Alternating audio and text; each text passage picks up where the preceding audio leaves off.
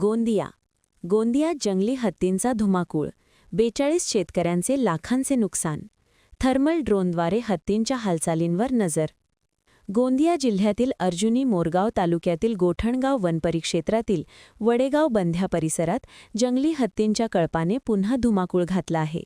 मागील 6 दिवसांपासून हत्तींच्या हालचाली सुरू असल्याने परिसरात भीतीचे वातावरण पसरले आहे. 11 मार्चपासून या भागात सक्रिय असलेल्या हत्तींच्या कळपामुळे मका व मिरची पिकांचे मोठ्या प्रमाणात नुकसान झाले आहे.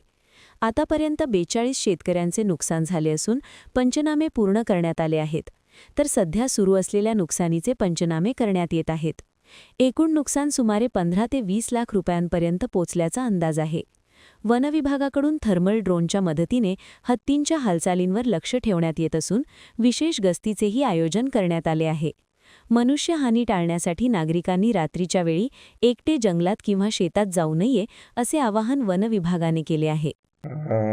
दिनांक 11 मार्च 2026 रोजी गडचिरोली जिल्ह्यातून आपल्या अर्जुनी मोरगाव तालुक्यात असलेल्या वडेगावमध्ये या गावामध्ये एकूण 32 हत्तींचा कळप वडेगाव बंध्या या गावामध्ये उपस्थित झाला. त्यानंतर तेथे असलेल्या मका पिकाच्या नुकसानीचे त्या कळपाने मोठ्या प्रमाणात नुकसान केलेले आहे. एकूण हत्ती 32 आहेत. त्यामध्ये वनविभागामार्फत आणि वनपरिक्षेत्र गोठणगाव मार्फत हत्तींवरती लक्ष ठेवण्याकरिता विशेष गस्ती पथकाचे आयोजन केलेले आहे.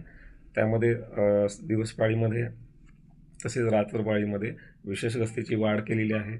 त्यानंतर आधुनिक पद्धतीचा सुद्धा वापर करण्यात आलेला आहे. त्यामध्ये थर्मल ड्रोन वापरून आपण ड्रोनचा वापर करून हत्तींच्या हालचालींवर सातत्याने 24 तास पूर्णपणे लक्ष ठेवत आहोत की हत्ती कोणत्या दिशेने जात आहेत आणि सध्या हत्ती कोणत्या दिशेमध्ये हत्ती सध्या कोठे आहेत असं पूर्णपणे लक्ष ठेवण्यात येत. आतापर्यंत पंचनामे दिनांक 11 तारखेपासून सातत्याने हालचाली असल्यामुळे आम्ही दररोजचे पंचनामे करत आहोत. आतापर्यंत एकूण 42 शेतकऱ्यांचं नुकसान झालेलं आहे. आम्ही तशा पद्धतीने पंचनामे केलेले आहेत आणि उर्वरित पंचनामेसुद्धा युद्धपातळीवर सुरू आहेत.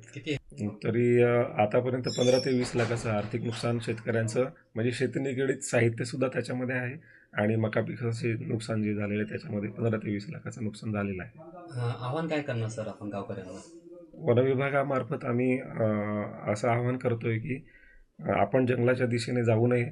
तसेच